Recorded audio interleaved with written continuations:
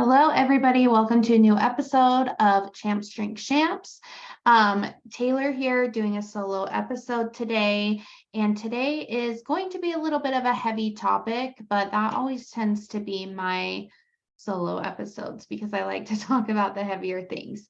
So before we even get started, I am going to give you all a trigger warning.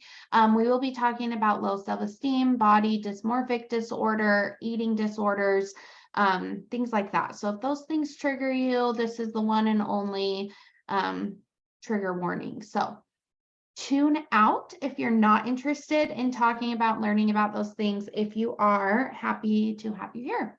So let's go ahead and dive in. There was a lot of different directions that I wanted to take this episode, but I think I'm going to start how we always start, with a good old definition. So low self-esteem and body dysmorphic disorder, or body dysmorphia, BDD for short. So there are differences between those. A lot of times when people think of body dysmorphic disorder, or if they think about low self-esteem, they think that it's the same thing, and it actually isn't. For years, I thought that they were the same thing, and it's not. So low self-esteem is when someone lacks confidence about who they are and what they can do. They often feel incompetent, unloved, or inadequate. This can be in regards to looks, your job, what kind of partner you are, what kind of mother you are, etc. Things like that. That would be more of a low self-esteem. Body dysmorphic disorder, or body dysmorphia, is an actual mental health condition. It is a type of obsessive compulsive disorder. And basically what it is where you can't stop thinking about one or more perceived defects or flaws in your appearance. In most cases, these are very minor flaws, or they may not even be seen by others. Body dysmorphia situations, you can go to extreme lengths with your appearances. So extreme lengths with how you look, whether that's plastic surgery, makeup, the clothes that you wear, your weight. That's kind of where eating disorders fall in, is when the body dysmorphia. A big thing is people with an eating disorder, anorexia, bulimia, obsessive eating, they see something completely different when they look in a mirror.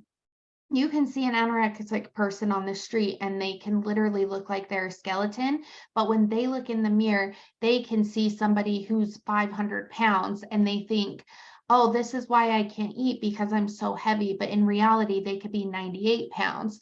So that's kind of where body dysmorphia plays in with eating disorders. Body dysmorphia can absolutely play into low self-esteem. You can have parts of body dysmorphia without having full-on body dysmorphia, or even having any obsessive compulsive disorder. I have a little bit of body dysmorphia. Mine does play more into the low self-esteem, but there is body dysmorphia that plays into that as well. I have never been diagnosed with any obsessive compulsive disorder at all.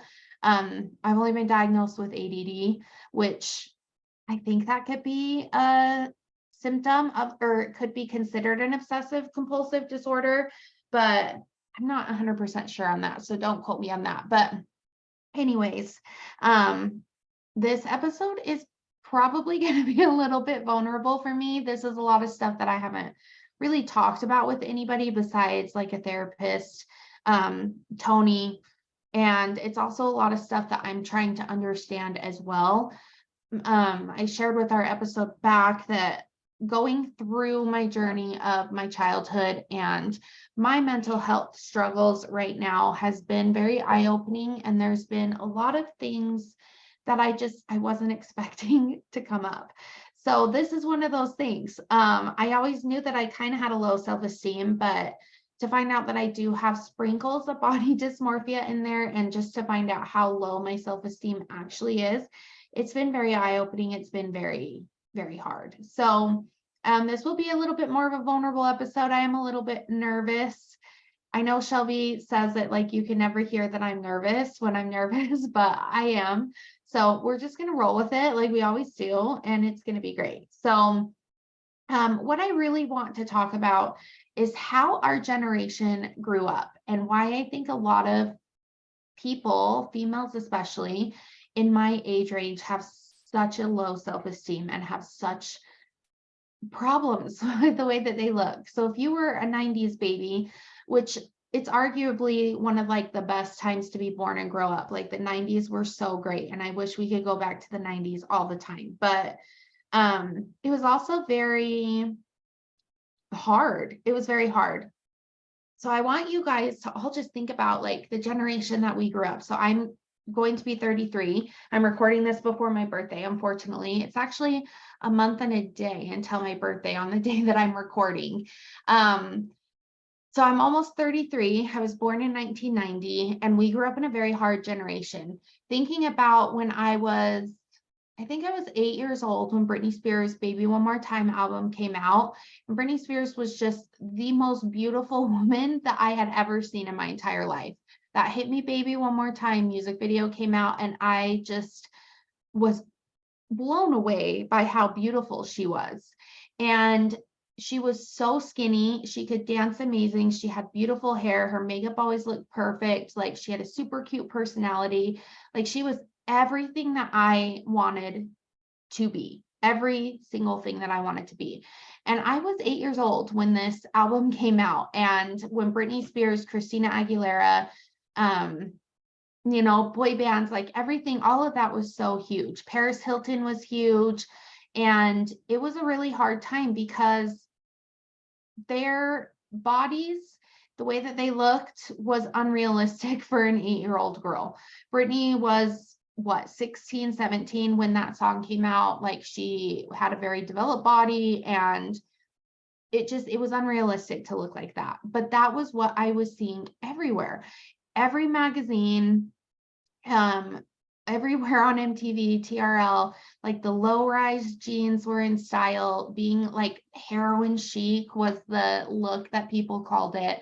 And it was really, I didn't realize how much of an impact it had on me until I started watching. I'm a big documentary fan. So I started watching like all the documentaries of the sex symbols from when I was younger, which is so gross to even say because these documentaries are actually like really hard to watch. But the Pamela Anderson one, the one about Britney Spears, Anna Nicole Smith, and it shows clips of like interviewers, respected interviewers, interviewing these girls, and like the things that they'd say about their body was so gross. And looking back, like I had no idea, but this is the things that I was consuming at a very, very impressionable age.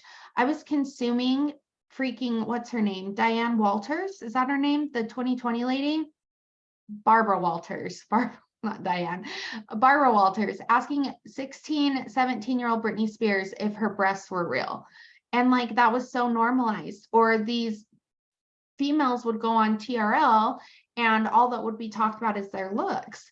And so it planted this seed unknowingly in my head. And I know that I'm not the only one because I've had many conversations with people about this. It planted these seeds in my head of like, this is what the standard is, and this is what you have to look like. And if you are different than that, it's wrong. And I was quote unquote lucky because I grew up very thin. And I mean, I was a size 0 all the way up until I was 20 years old. And then I kind of grew into my woman's body, but I was a size 0 to 4.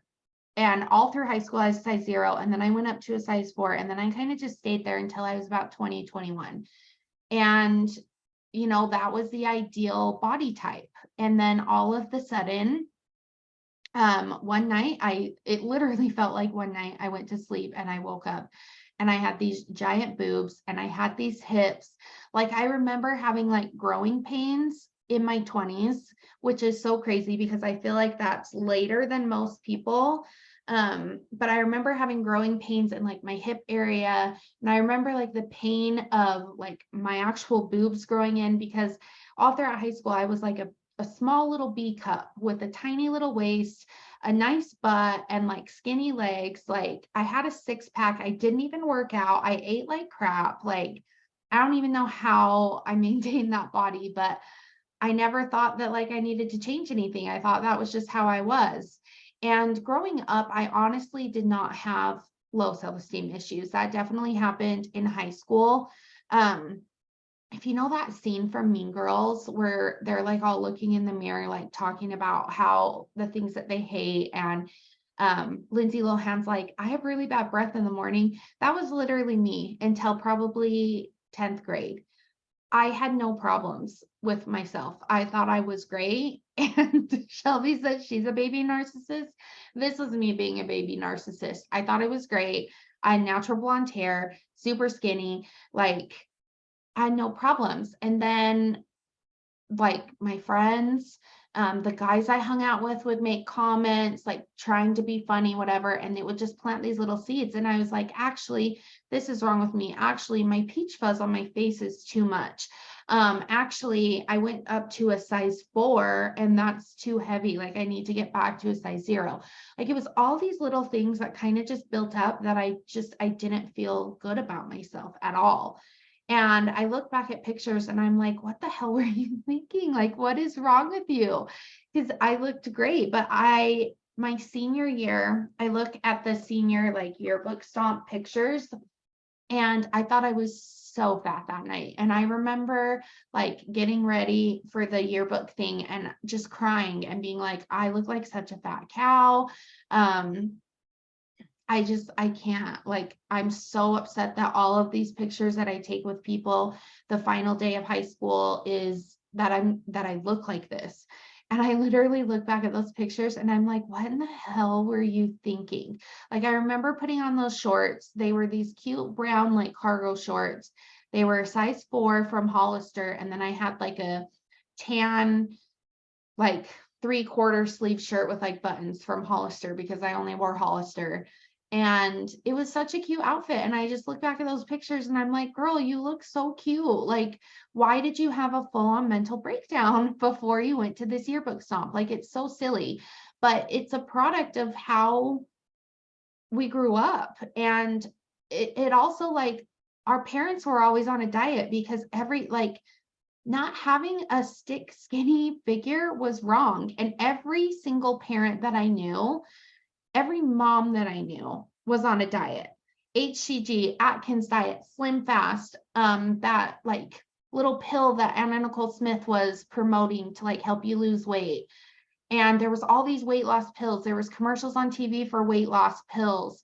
And like there was always something that mothers around me were doing because they were also struggling with this by being told by the media that they're not good enough for how they are and that they have to be skinnier, that this has to be the body that you're striving for. And that's just, it's not realistic for everyone.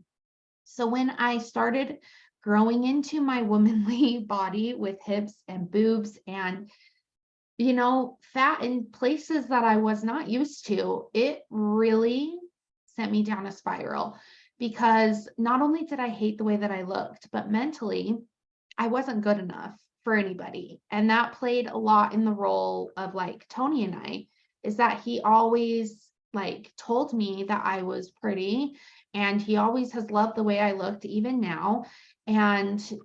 But that wasn't good enough for me. I would literally go places, especially clubs, because I was super, super into clubbing.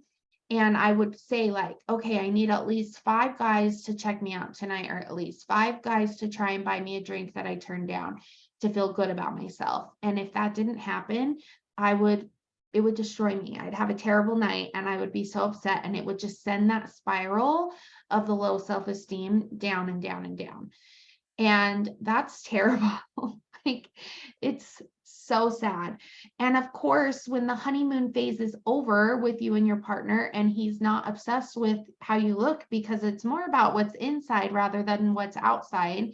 When that's over, I wanted that from someone else. I wanted to feel those feelings of being wanted for my looks because I was just gaining weight and I had these problems with my legs, with my blood clot, and things looked different, things felt different, and I was getting older. Like, it's a whole thing. It's a whole thing.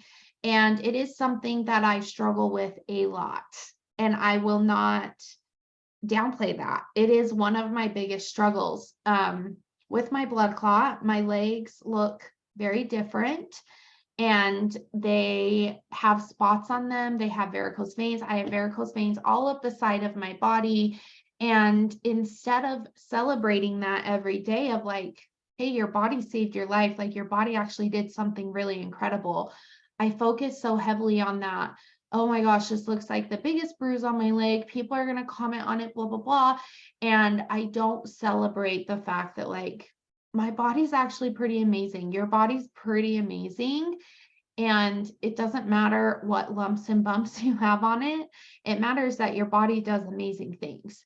So I go through my ebbs and my flows of having really low self-esteem and then having like an okay self-esteem. I never really have a high self-esteem. It has gotten better. Back in my 20s, the last thing on this planet that I would ever do is go on a podcast episode with no makeup on. I would never leave the house without makeup. And now I wear makeup maybe 50% of the time. I go most places without makeup because it's more comfortable to just let your face be free. But that would have never been a thing for me ever, ever, ever. You would not catch me dead without makeup in my 20s. So the fact that like I'm even showing up here today with no makeup on, that is a huge step. And just trying not to like look at myself in the camera and like look at my flaws and be like, oh, when I talk like this, like I get a double chin, or, you know, I have this blemish on my face, like whatever it may be. It is something that I struggle with all the time, and I know that I'm not the only one. So that's why I really wanted to make this episode and make it be a known thing, because I know that so many men and women my age are dealing with low self-esteem and with body dysmorphia. So you're not alone, and it is a very hard journey, and it is something that you have to work at every single day. So I also want to talk about something that nobody ever talks about. And it is a little bit nerve-wracking for me to talk about, but it does need to be said. Losing weight can also contribute to this. And losing weight, as great as it is for you, there are a lot of feelings that come with that people don't talk about, that need to be talked about. So I've lost 32 pounds. I've documented on this podcast pretty well about like my journey of trying to lose weight and get to a healthier state. And it's really transformed into something that makes me feel better rather than how I look. So I have lost 32 pounds, and I'm happy about that. I'm happy at the way that I feel. I'm happy that my clothes are feeling different, but there is a big part of losing weight that is scary, and that makes these feelings of body dysmorphia or low self-esteem kind of kick into overdrive sometimes.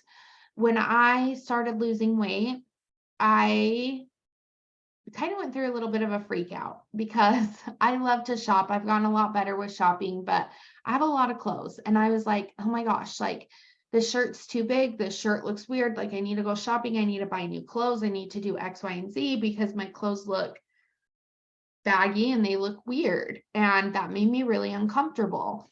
And it was something that happened that like I wasn't expecting when I was losing weight. Like I thought if I could just lose this weight that I gained, all of my problems are going to be solved. Everything's going to be great.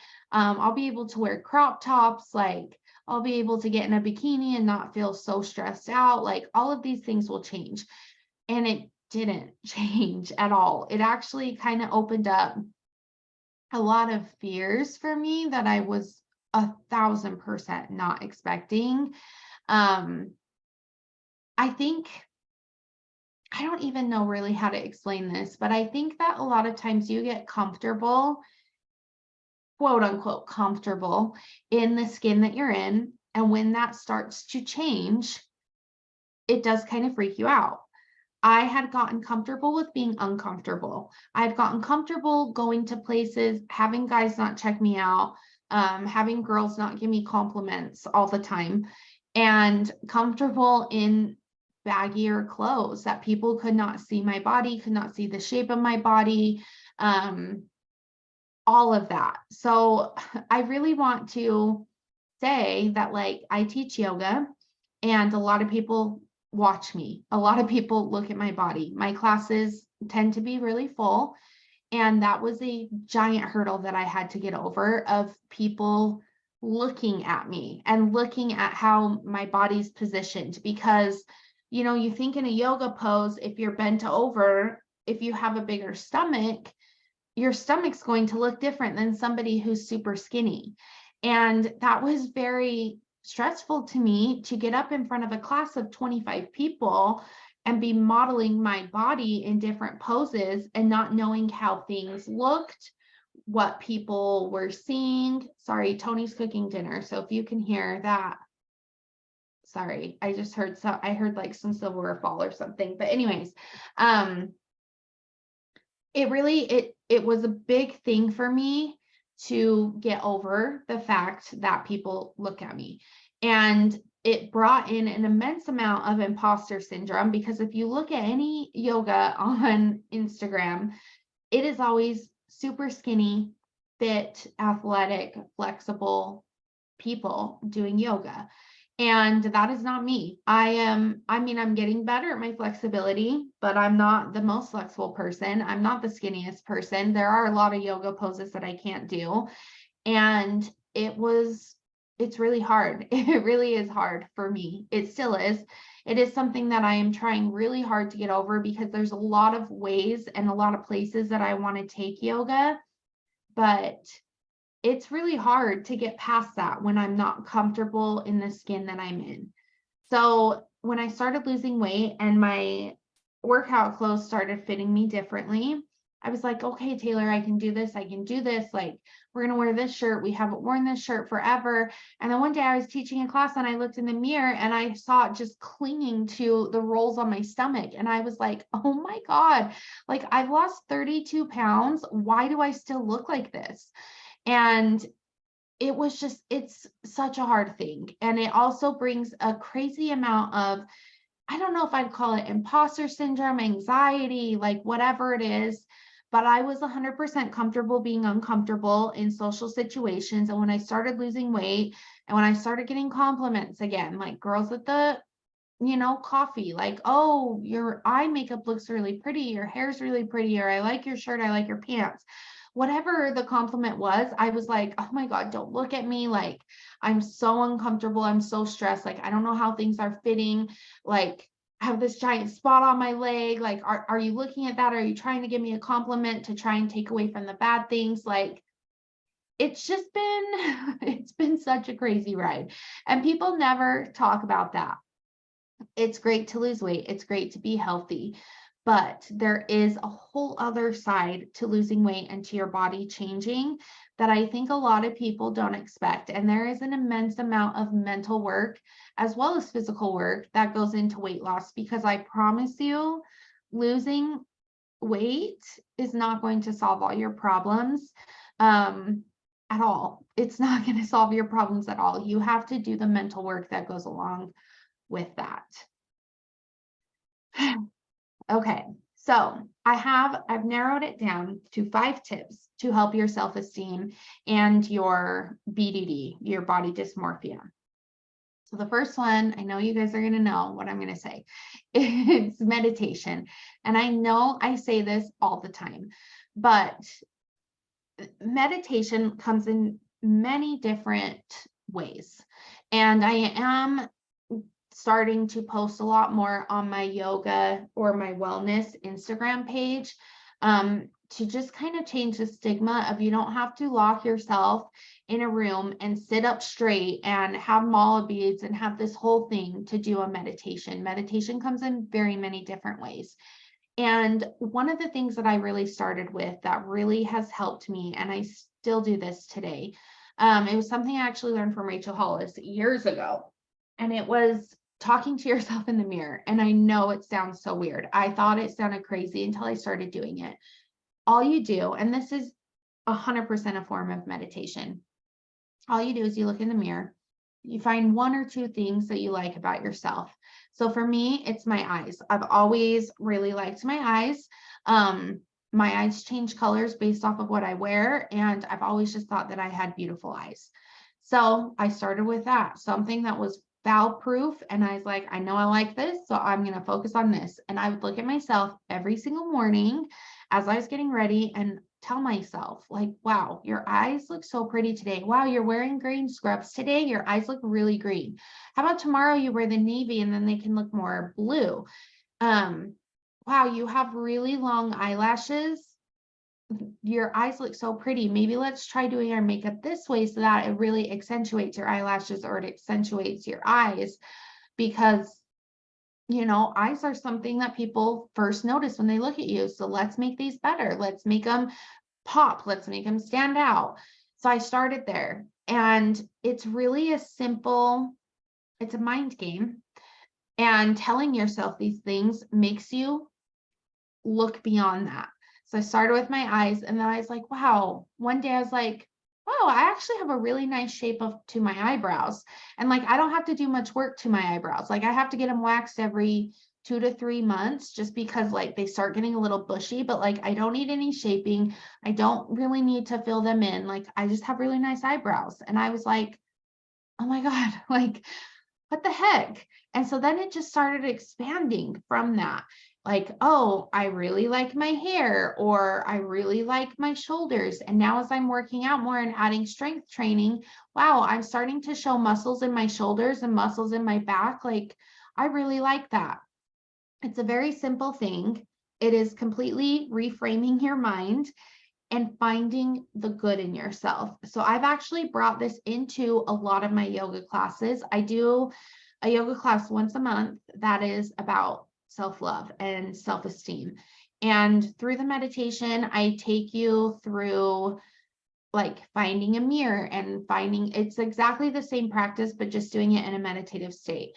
And when I do this class, depending on the room I'm in the yoga studio, if I'm in the room with the mirror, I have you look in the mirror. Like, I literally look in the mirror. And I have 100% had students tell me, like, I was so uncomfortable with that. And that's okay. That's okay. If you have BDD, if you have low self-esteem, the mirror is your worst enemy. It really is. But being kind of forced gently and lovingly to look at yourself and appreciate yourself is huge. And the people that say it's uncomfortable, they're really starting to love it. And that's all I can hope for. And it's not like you have to stare at yourself the entire time, but there will be a few times in the class that I'll be like, look at yourself in the mirror, take a big breath, let go what you need to let go of any imperfections, let go of whatever it is that you need to release, and just find the appreciation for your body and for yourself.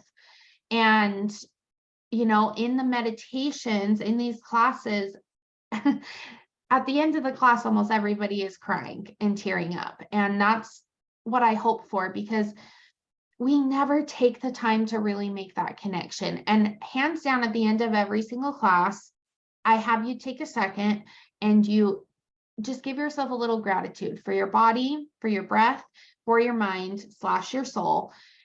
Just extending that gratitude for showing up on your mat, for everything that your body does for you, for your breath, just for breathing. Like, extending that gratitude towards yourself can make the biggest difference.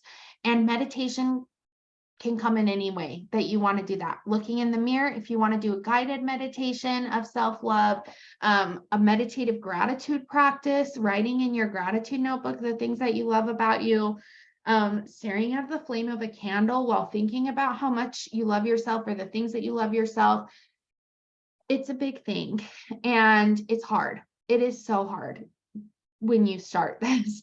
I promise you, it's very uncomfortable and it's very hard, but you can push through it and you can find one thing that you love about yourself. I promise you, you can find one thing that you love about yourself physically and mentally. And once you make that a practice, once you make that part of your habits or your routine every day, even every other day, your brain's going to catch on. The pathways in your brain are going to catch on, and they'll be like, okay, we're doing this. Like, we're not focusing on the negative things. We're focusing on the positive things. So let me give you something positive to go along with it. You love your eyes? Girl, look at your eyebrow shape. It's great. You love your mouth? Let's see what your teeth, like your teeth are great. They look white, they look straight. Whatever it is that you like about yourself, focus on that and the rest will follow as long as you make it a habit and a practice. The next thing, number 2, take care of yourself physically. Exercise, eat good food, drink your water. Physically, if you exercise, it makes me think of Legally Blonde because I just watched Legally Blonde on an airplane. But happy people don't kill their husbands. They really don't. Okay. If you exercise, it releases hormones that make you feel happy and make you feel better about yourself. If you don't exercise, I want you to just try it for, let's say, 4 days, 4 to 5 days, and notice how you feel before and after you exercise. You wake up in the morning, you're having a bad day, you feel shitty about yourself, or you just feel shitty about life in general. Do a workout and tell me how you feel after. Yeah, you may still feel shitty, but maybe not as shitty as you did. I used to be somebody who despised exercising. I hated it. I hated it so much. I hated being sweaty. I hated being hot. I hated the work it took. Like, I hated being sore. I hated exercising. And now I cannot go a single day without exercising. And my exercise routine, it looks different every day. I do what I feel every day. If I'm feeling more strength training, I do try to stick to a specific routine of cardio, yoga, and strength training, but I don't have certain days because what if I wake up on a Monday and I'm like, I am not lifting weights today? Like, all I want to do is go on a nice little walk and do some yoga. Great, let's do that today. And I wake up on Wednesday and like, oh, I feel like I could strength train for 3 hours. Okay, cool. Let's do that. Let's do some strength training. So I promise you, exercising, choosing healthier foods is going to make the world of a difference. The hormones it releases, the way that you feel, like, it just makes such a big difference. And I know that we harp so much about these basic things on this podcast almost every episode, but I will talk about them every episode because they are so important. And if I need to be the person to give you the constant reminders of, hey, do this today, hey, do this today, I will be that person for you because I do think it's so important. And exercising and eating healthier foods and drinking water has literally been the foundation, the change for my life. I will stand on that hill forever. Number 3 is look at the people around you. Who do you have in your circle, your inner circle, your outer circle, your family relationships, your relationship with your partner? Are they making you feel worse about yourself? And really, this can be a hard question. If your mom, every time you talk to your mom, she makes you feel like shit about the way you look, maybe you need to put up a boundary with your mom. If your partner does not make you feel like you are the hottest, sexiest person in the world to them, maybe you guys need to have a talk or go to couples therapy or something. Look at who's around you and how they're making you feel. If they are making you feel less than, or if they're contributing to your bad thoughts, or if they're constantly talking negative about themselves or their body or other people's bodies, whatever it may be, kind of reevaluate your circle, reevaluate your boundaries, reevaluate your communication styles, like whatever you need to do. But if you need to make that change, make that change. Also, the people around you, therapists. If you have body dysmorphic disorder, therapy is really the only way to get through it. You can't meditate and exercise your way out of body dysmorphia. Unfortunately, there is a deeper mental health cause there that a therapist will need to help you work through. Low self-esteem, these other tips can help a lot more. And not to say that these tips are not going to help with body dysmorphia, because they absolutely will, but there is something mentally deeper that a therapist, a licensed professional, needs to help you work through. So therapy has been so helpful for me. What I've learned throughout therapy is I'm a very big avoider, and if something seems hard or rough, I cover it up with something positive. And this is what I've done my whole life. And so I never really realized how deep my self-hatred, my self-loathing really was. It would manifest itself in different ways throughout my life, rather than just me looking in the mirror and being like, "Ugh, you look so fat today. I hate the way I look." It would manifest itself in completely different ways. And I never would have uncovered any of this without a therapist. So again, we always talk about it, but highly recommend therapy. Number 4, and positive affirmations. I used to be somebody who thought affirmations were complete and total bullshit. I really did. I thought that they were so silly and so weird. And then I realized, like, affirmations actually help so much. So I have this app. It's called I Am. And it gives you can set how many times a day you want to receive an affirmation. I have it set for 3 times a day, once in the morning, the afternoon, and then the night. And it's just beautiful affirmations. If you're watching on YouTube, I'm showing my phone, but you can't really see, but I have like the widget set on the phone so that it's there like right when I open up my phone. And it changes 3 times a day, and I get like a little notification that says a new affirmation, and I will repeat it to myself a few times and then be on my way. So the affirmation that I have right now is, I am worthy of a life that feels good to live. So I will just repeat that to myself a few times and then, call it good. Affirmations are a huge thing, and there's something so simple that nobody even has to know that you're doing. You can just say it to yourself in your head and, call it good. But again, that goes with that meditation that I was talking about. It's just changing that mindset slightly to find the positive rather than focus on the negative. And sorry, I have a hair in my eye. The more you try and tell yourself that you want things to change, the more that it will. So affirmations are a huge thing. Oh my gosh, sorry. I have a hair like right in my eye, and every time I blink, it like moves and it hurts. Make sure that you're following my wellness page on Instagram, because I'm starting to post like weekly affirmations. And I really went from thinking that affirmations were complete bullshit to something that I use multiple times a day, every single day. The last one, number 5, is, and this one might be a little hard. I'm going to have to like tap into my little Shelby tough love a little bit, but know that this is not easy. It's so easy to get on a podcast or get on social media or talk to your friends, talk to your family. It's so easy to be like, this is simple. Like, just do these 4 things every day and everything will be fine.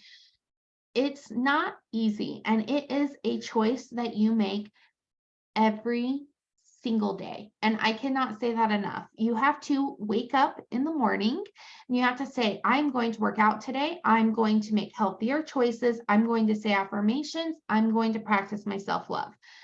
Like, it's not something that's just going to happen magically. And this goes for anything in life. It takes work that you have to do every day. Does get easier over time. You will have your days that are not good. I try to meditate every day. I swear by meditation, swear by exercising. Are there days that I don't want to do it, that I have to push myself to do it? Absolutely. Are there days that I just don't do it? Absolutely. Most of the time, those days fall around my period, that I just hate the world and hate everything about it, hate everything about me. And that's fine, but you pick up the next day and you keep trudging along. You have to make this choice every single day. If you want things to change, if you want to help your mental health, if you want to make changes in your body, if you want to make changes in your life, you have to wake up and you have to choose to do that. I cannot tell you how many times I've woken up in the morning. I have 3 days a week that I work out in the morning, like early in the morning. And I have to wake up and I have to say, I am not snoozing my alarm today. I am going to get up and I'm going to do my workout. I'm going to do my yoga. I'm going to do my meditation before work, because I know that as much as I'm trying to convince myself to sleep in and I'll do it after work, I know I'm not going to do it. And these are what my goals are. I need to do it. It literally is a choice every day. And I can't say that enough, that if you want things to change, you have to choose to make it change. And then on the other side of that, you have to give yourself grace if there's one day that you need to just not. If you need to sit and watch TV, or you need to sit and read a book, or you just need to not do anything, that is also caring for your mental health as well. But knowing the difference of when to push through and when to give yourself that break is a huge thing. And that is something, again, that you're going to have to work through and know, like, yourself and your mind and your body. You're going to have to know of when is too much and when you need to actually take a break. I've gotten to the point that I know if I do not do some form of an exercise every day, my anxiety is out of control. So when I'm in those moments of, oh, I don't want to exercise today, well, maybe I could just do a quick walk around the block, but I just really don't want to. Sitting on my couch is actually really nice. I really have to check myself and be like, girl, you know that you're going to have anxiety before bed if you do not release some of this pent up energy. So what are you wanting to do right now to release that? Do you want to go for a walk? Do you want to do stretching? Do you want to do breath work? Do you need to do a Peloton ride? Like, going through that list of things to know what it is that I need, because I've been doing this work long enough that I know if I don't exercise daily, my anxiety will be out of control. I know if I don't do some form of meditation every day, my anxiety is going to be out of control. I know that if I eat junk food 24/7, like sometimes I want to, I know that I'm going to be up all night with a stomach ache. Like, getting comfortable to those points that you can tell yourself, like, we are pushing through this. We are just going to do a 10-minute workout. We're going to do a 10-minute walk. We're going to stretch for 10 minutes and we're going to be okay at the end of it. We're going to be fine. That's another thing that I try to bring into my yoga classes, of getting past that voice that's telling you that you can't do this. And when you start doing any sort of work on yourself, any sort of self-development, that voice is going to be extremely loud. It's going to feel like DJ Pauly D's right next to you with his megaphone yelling in your ear, like, this is too hard. You can't do this. You can't make these changes. You suck. Don't even try. Blah, blah, blah. Whatever that pesky little voice in your head is telling you, that is going to be so loud when you start any sort of self-development work. And pushing through that, letting it go, you have to just do that. You have to get to the point that that voice can just get smaller and smaller and smaller, until sometimes it's barely a whisper that you can't even hear anymore. And when I bring that into my yoga classes, you can physically see people, because I use the breath, like, whatever this voice is telling you right now, just take a deep breath and exhale to let it go. And you can visibly see the let go. You can see the release. You can see people start to relax. You can see people say, like, to themselves, like, I'm going to push through this. I'm going to be fine at the end of this. Yes, it's a hot class. Yes, I'm dripping sweat. Yes, I'm exhausted, but I can do this for 20 more minutes. So whatever works for you, pushing through. And if you really want it, do it. Make that choice every day. In my Rachel Hollis little notebook here, my gratitude journal with my 10 things, my number 8 thing is I practice self-love daily. And that is something that I try really, really hard to stick to, because this has really been a problem in my life.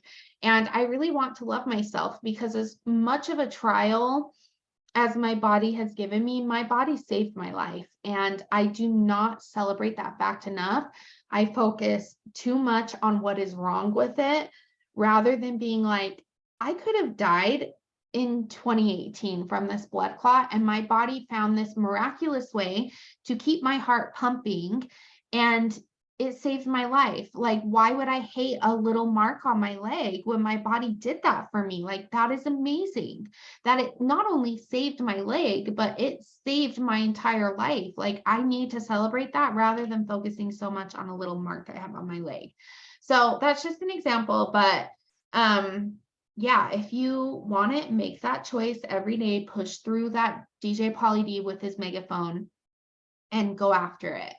the last thing I'm going to touch on is how you can help your kids with this, because a lot of body dysmorphic behaviors, a lot of low self-esteem starts when you are a child or a teenager. I do have to shout out my mom here. My mom has always been amazing at telling me and my sisters positive things about ourselves. I did not get any of my body, in my opinion, I did not get any body image issues from my mom.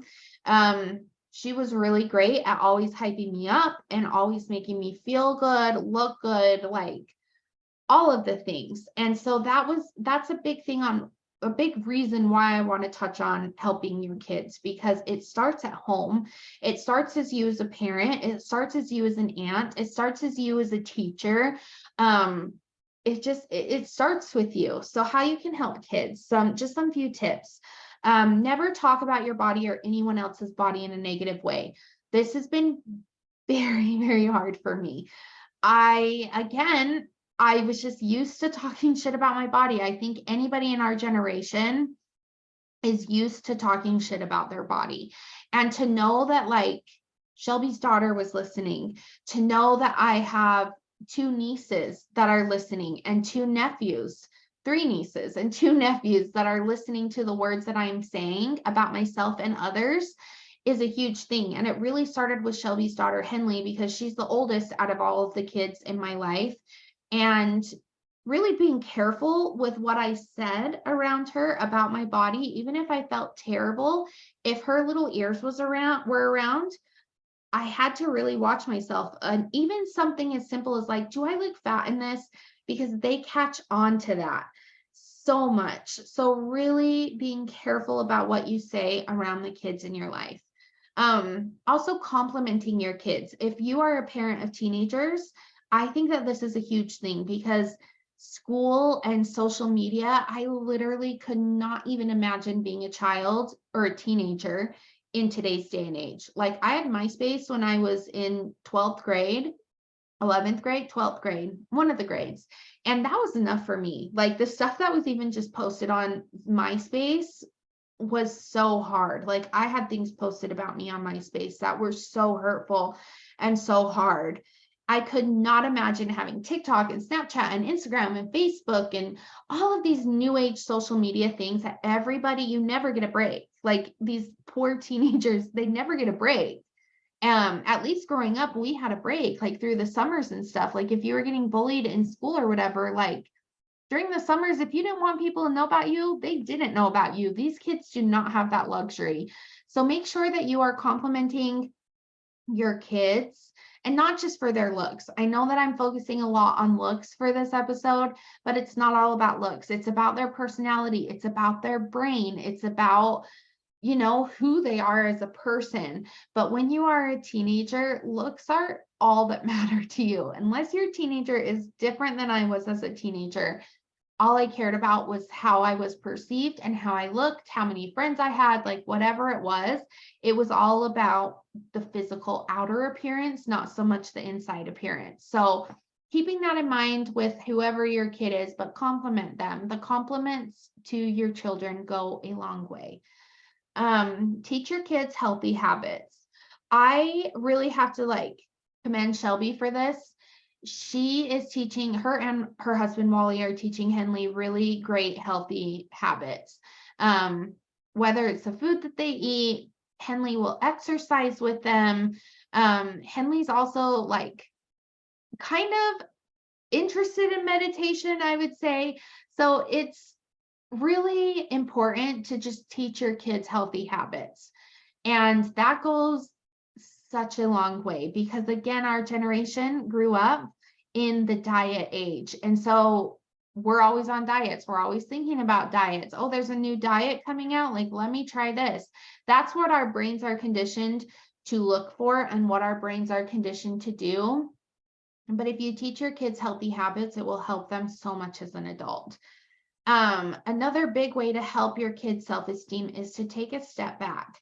Allow your kids to explore and figure out things on their own. And this was a big thing that my mom did for me, is she let me figure life out on my own. And that was probably kind of scary for her to do that. I also don't think that she really could have controlled me if she tried to control me when I was growing up.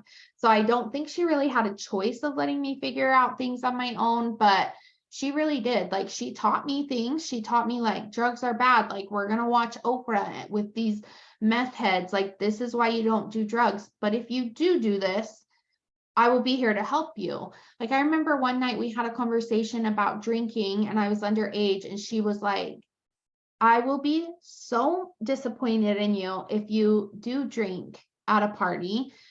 But if you do choose to drink, do not drive home. Call me and I will help you. I will be there to help you. And that's a huge thing, is she allowed me the freedom to explore and figure things out. But I always knew that she would be there to help pick me up.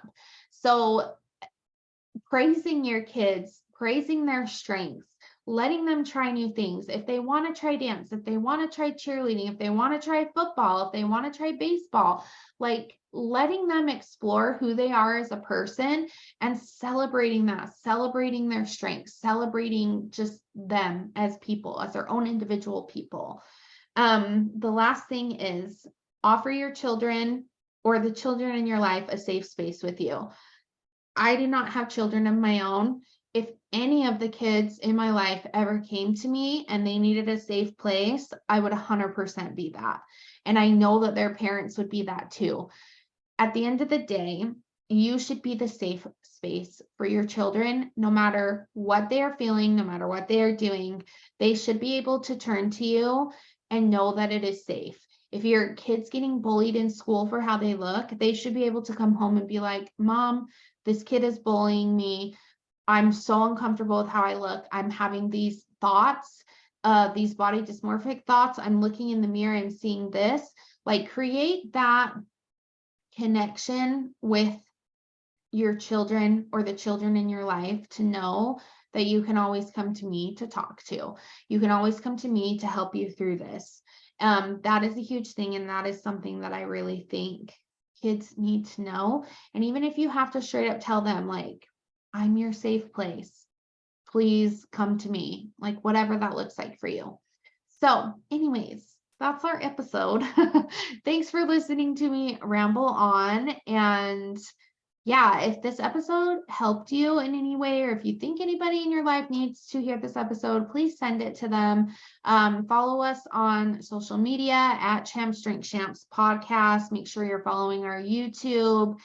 And yeah, I think that's it. It's been a minute. We just started coming off of our break. So it's been a minute since I closed an episode. So I hope I got it all. But at the end of the day, if this episode spoke to you, please let me know, and please share it with somebody that you feel like needs to hear it. I know that I am not a therapist yet. I am not 100% an expert on this subject at all. It is something that I'm really working through, but sometimes that's all you need, is somebody who just knows what it feels like and knows what you're going through. So yeah, anyways, thanks you guys so much for listening, and we will talk to you soon. Bye.